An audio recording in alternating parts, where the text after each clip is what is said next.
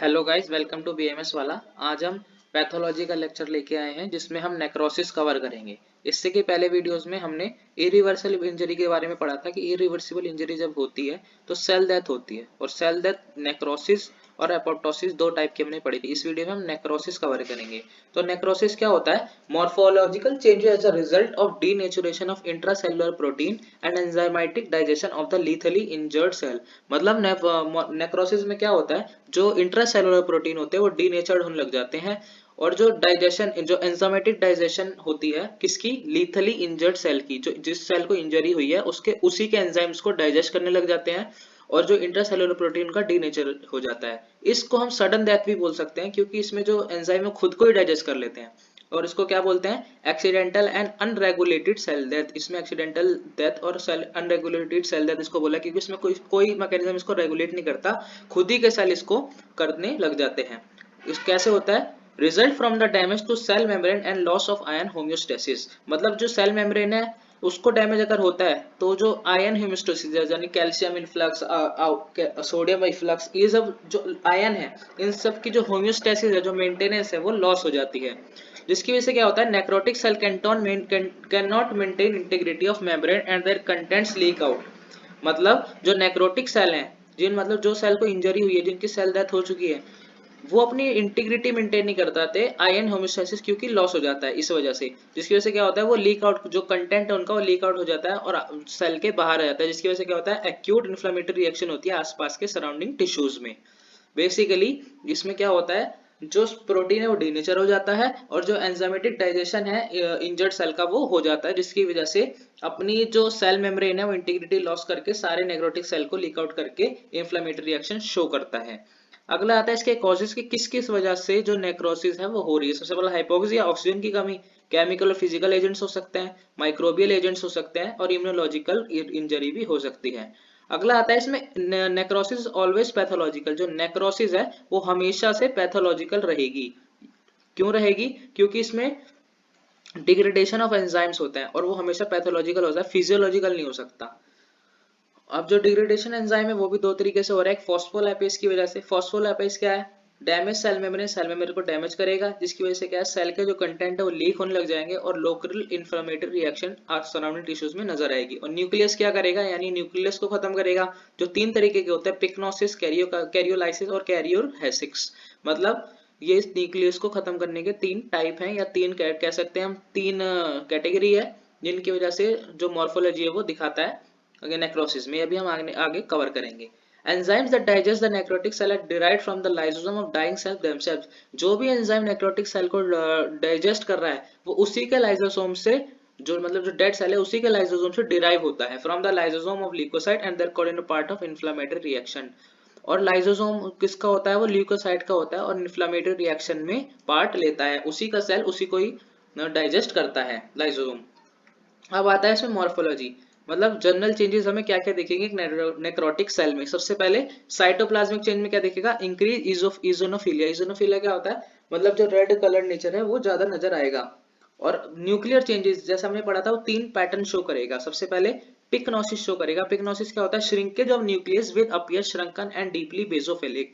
जो न्यूक्लियस है वो श्रिंक हो जाएगा और डीपली बेसोफिलिक नजर आएगा, इसकी वजह से chromatin condense in the solid and shrunken basophilic mass. ये जो क्रोमेटिन है वो श्रंक होकर छोटा सा नजर आएगा और बेसोफिलिक नेचर का हो जाएगा। कैरियोलाइसिस में क्या होता है? फेडिंग हो जाती है, fading of basophilic, staining of nuclei. जो ये न्यूक्लियस था वो फेड हो जाएगा और क्या नजर आएगा? बेसोफिलिक नजर आएगा। इसको गोस्ट न्यूक्लियाई भी कहते हैं क्योंकि फेड हो गया है। अगला आता है कैरियोहेक्सिस। कैरियोहेक्सिस में क्या होता है? Nucleus breaks into smaller fragment. जो न्यूक्लियस पूरा था वो छोटे छोटे टुकड़ों में टूट जाता है स्मॉलर फ्रेगमेंट्स में, उसे कहते हैं कैरियोहेक्सिस। और टाइम के पैसेज, जैसे जैसे टाइम आगे बढ़ता रहेगा जो न्यूक्लियस है वो टोटल डिसअपियर हो जाएगा नेक्रोटिक सेल में।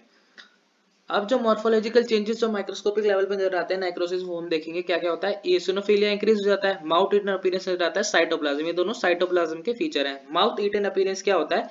जब enzyme digested the cell organelle and cell looks vacuoled. जो एंजाइम है सेल के अंदर वो सारी सेल ऑर्गेनेली को डाइजेस्ट कर देता है, उसी के अंदर के एंजाइम्स जो सेल में थे, और जो सेल है वो खाली नजर आता है, नहीं वैक्यूल्ड नजर आता है, तो उसे कहते हैं माउथ ईटन अपीयरेंस नजर आता है। और न्यूक्लियस के हमने पढ़ लिया, पिक्नोसिस, कैरियोलाइसिस और कैरियोहेक्सिस चेंजेस आते हैं। अब आता है इलेक्ट्रॉन माइक्रोस्कोपी पे। डीप लेवल में जाएंगे तो हमें क्या नजर आएगा? सबसे पहले discontinuities in the plasma and organelle membrane, यानी जो प्लाज्मा और ऑर्गेनेली मेम्ब्रेन है, हर एक मतलब जो ऑर्गेनेली थी, माइटोकॉन्ड्रिया थी, राइबोसोम, उनकी जो मेम्ब्रेन है उस पे ब्लैब नजर आएंगे, मतलब ब्लैब होते हैं मतलब ऐसे दाने फोड़े टाइप, इरेगुलरिटी वो नजर आएगी। Dilation of mitochondria with appearance of large amorphous densities, मतलब जो माइटोकॉन्ड्रिया वो डायलेट हो जाएगी और कैसी नजर आएगी, स्वेलिंग नजर आएगी उसके अंदर। अमॉर्फिस डेब्रिस ऑफ साइटोस्केलेटन, जो साइटोस्केलेटन है वो एमॉर्फस डेब्रिस बन जाएगा, यानी इरेगुलर हो जाएगा, शेप जो है सेल की वो भी खराब हो जाएगी। और इंट्रासाइटोप्लाज्मिक माइलिन फिगर्स नजर आएंगी। साइटोप्लाज्म के अंदर क्या नजर आएगा, माइलिन फिगर्स। माइलिन फिगर्स क्या होती है, रोल्ड फोस्फोलिपिड मासेस, फोस्फोलिपिड के मासेस होते हैं, यानी सेल मेम्ब्रेन के टुकड़े होते हैं जो कि गोल हो जाते हैं, इस शेप में हो जाते हैं। और कहां से डिराइव होते हैं, उसी सेल के सेल मेम्ब्रेन के डैमेज वहीं से ड्राइव होते हैं। जब सेल मेम्ब्रेन डैमेज होती है माइलिन फिगर वहीं से डिराइव होती है। अगला इसमें टॉपिक आता है टाइप ऑफ नेक्रोसिस, किस नेक्रोसिस के क्या क्या टाइप है। सबसे पहले टाइप क्या बताया गया है, कोगुलेटिव नेक्रोसिस। कोगुलेटिव नेक्रोसिस क्या है, मोस्ट कॉमन टाइप है नेक्रोसिस का, और क्यों होता है, डीजनरेशन ऑफ प्रोटीन की वजह से होता है। जो कॉज करता है, किस कॉज की वजह से, इस्चेमिक नेक्रोसिस जो ज्यादातर हम देखने को मिलती है, और बैक्टीरियल केमिकल एजेंट इसके कॉज होते हैं डीजनरेशन ऑफ प्रोटीन के। Occurs in all solid organ, किस किस चीज में होता है, heart, spleen, kidney, except brain, खाली ब्रेन में नहीं होता, बाकी मोस्टली सारे सॉलिड ऑर्गन में होता है।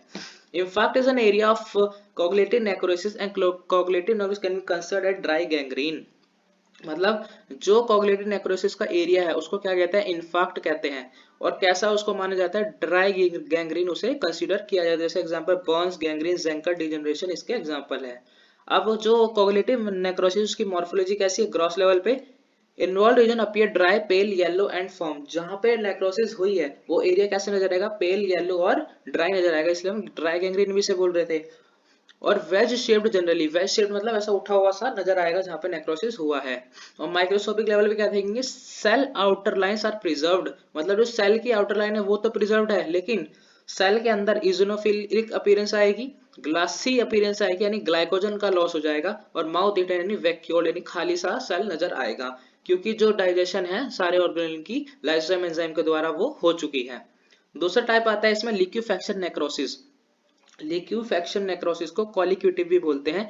क्यों होता है, ये एंजाइमेटिक डाइजेशन की वजह से होता है। और पहला वाला क्या हो रहा था, प्रोटीन डीनेचर हो रहा था, इसकी वजह से हो रहा था। और एंजाइम डाइजेशन किस वजह से होता है, सबसे पहले hydrolytic enzyme in the tissue degradation and form semi fluid material. जो सेल के अंदर हाइड्रोलाइटिक एंजाइम होते हैं वो डिग्रेड कर देते हैं उसके टिश्यू के अंदर, और सेमी फ्लूइड मटेरियल इसका दूसरा एग्जाम्पल है। मतलब सेमी फ्लूइड इसको बना देते हैं मटेरियल उसके अंदर का। और दूसरा रीजन क्या है, स्टमक इंजरी और बैक्टीरियल फंगल इन्फेक्शन। अब कहाँ कहाँ पे होता है, ब्रेन में होता है, जो हमने पहले पढ़ा था वो ब्रेन में नहीं हो रहा था, बाकी सब में हो रहा था। एप्सिस में होता है और फंगल इन्फेक्शन में होता है। और इसे क्या कहते हैं, मोस्ट इंपॉर्टेंट पॉइंट, इसे वेट गैंग्रीन कहते हैं, उसे हम ड्राई गैंग्रीन कहते थे। इसकी मॉर्फोलॉजी क्या है, सॉल्व लिक्विफाइड सेंटर होता है, वो कैसा था, वो उठा हुआ सा था। ये सॉफ्ट लिक्विफाइड होता है, इसके अंदर थोड़ा लिक्विड भरा होता है और पस बनती है इसके अंदर माइक्रोबियल इन्फेक्शन के अंदर। और माइक्रोस्कोपिक लेवल पे देखेंगे तो उसमें सेल की आउटलाइन प्रिजर्व थी, लेकिन लिक्विफेक्शन वाले में सेल की आउटलाइन प्रिजर्व नहीं होती है। Centre of lesion necrotic content debris creamy yellow pus. Basically क्या बताया गया इसमें कि सेल के अंदर पस्क भरी रहती है, येलो कलर की, वो नजर आती है। Surrounded by gliosis in infarct brain, gliosis से कवर रखता है ब्रेन को। और granulation of tissue, infection of microbes, अगर माइक्रोब्स का इन्फेक्शन है तो टिश्यूज के अंदर ग्रेनुलेशन भी नजर आएगी, मतलब दाने दाने से भी नजर आएंगे। अगला इसमें आता है कैशियस नेक्रोसिस। कैशियस नेक्रोसिस के मतलब चीज लाइक अपीयरेंस होता है इसका।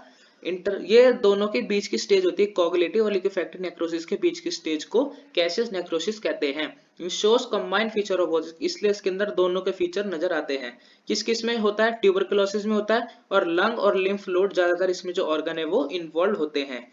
एग्जाम्पल टीबी, फंगल इन्फेक्शन कौन कौन सा, कॉकिडियोमाइकोसिस, हिस्टोप्लाज्मोसिस, ये सब इसके एग्जाम्पल है। मॉर्फोलॉजी इसकी क्या बताई गई है कि ड्राई होता है, येलो होता है, चीजी अपीयरेंस होता है, ग्रेनुलर अपीयरेंस होता है नेक्रोटिक एरिया में, जहां पे नेक्रोसिस हुई है उस एरिया का ग्रेनुलर अपीयरेंस होगा। माइक्रोस्कोपिक लेवल पे Cassius centre eosinophilic has granular debris of disintegrated nuclei, मतलब जो सेल है वो इओसिनोफिलिक नजर आएगा, और डेब्रिस उसके अंदर जो न्यूक्लियाई है वो ग्रेनुलर डेब्रिस नजर आएगा, मतलब दाने दाने से नजर आएगा। और पेरिफेरी कंपोज्ड और ग्रेनुलोसोम्स, मतलब जब पेरिफेरी है वो कंपास्ड हो जाएगी और ग्रेनुलोमास नजर आएंगे, मतलब वो भी पेरिफेरी पे बड़े बड़े से दाने दाने से नजर आएंगे। वो किस किस चीज के हो सकते हैं? एपिथेलियल के उस सेल के हो सकते हैं, जाइंट सेल के हो सकते हैं, लिम्फोसाइट्स के हो सकते हैं। अगला आता है फैट नेक्रोसिस। ये ज्यादातर कहाँ पे होता है? जहाँ पे जो फैट रिच एरिया होता है हमारी बॉडी का वहां नजर आता है, जैसे कि ब्रेस्ट में, ऐसी जगह पे हम देख सकते हैं। इसके टाइप्स क्या है? ट्रोमेटिक और एंजाइमेटिक। ट्रोमेटिक यानी ब्रेस्ट में, और एंजाइमेटिक फैट नेक्रोसिस का टाइप है एक्यूट पैंक्रेटाइटिस।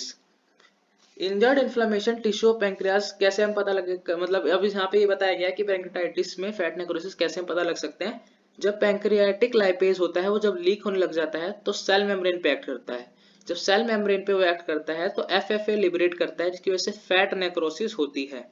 और फैट नेक्रोसिस क्या से पता लगी? जब चौकी वाइट डिपोजिशन होने लग जाएगी उस एरिया में, तब पता लगी कि हमें फैट नेक्रोसिस हो गई, जिसकी वजह से डिस्ट्रोफिक कैल्सिफिकेशन हो जाएगा और एट द एंड पैंक्रेटाइटिस हमें देखने को मिलेगा। अगला आता है मॉर्फोलॉजी। अभी हमने पढ़ा कि चौकी वाइट डिपोजिशन होता है, तो ग्रॉस में हमें यही देखने को मिलेगा, चौकी वाइट अपीयरेंस आएगा। और माइक्रोस्कोपिक में necrotic fat appear cloudy and surrounded by inflammatory cell. जो सेल है वो तो क्लाउडी नजर आएगा, नेक्रोटिक सेल, और उसके आसपास के सेल इन्फ्लेमेशन नजर आएगी।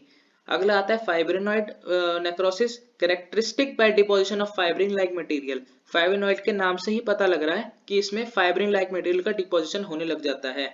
सच एज कौन कौन से? फॉस्फोटंक्सिन एसिड और हीमोटॉक्सिलिक यानी पीटीएस स्टेन हमें इसमें देखने को मिलता है।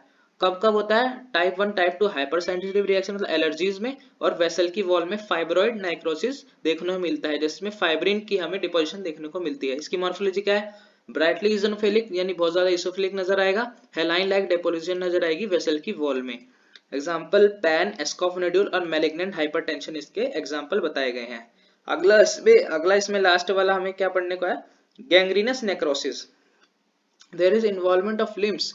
गैंग्रीन नेक्रोसिस हमें मोस्ट कॉमन देखने को मिलता है, जो कि हमें लिम्स में देखने को मिलता है, हाथ पे पैर पे जो फोड़े हो जाते हैं, फोड़े जैसे थोड़ा थोड़ा उठा हुआ बाहर से नजर आता है, जो हमें सॉफ्ट भी नजर आता है, उसे हम गैंग्रीनस नेक्रोसिस कहते हैं। इसके दो टाइप है, ड्राई और वेट। जिसमें ड्राई रहेगा उसमें कोई पस नहीं रहेगी, और जो वेट रहेगा उसमें पस रहेगी। तो थैंक यू गाइस, इस वीडियो पे इतना ही, मिलते हैं नेक्स्ट वीडियो में।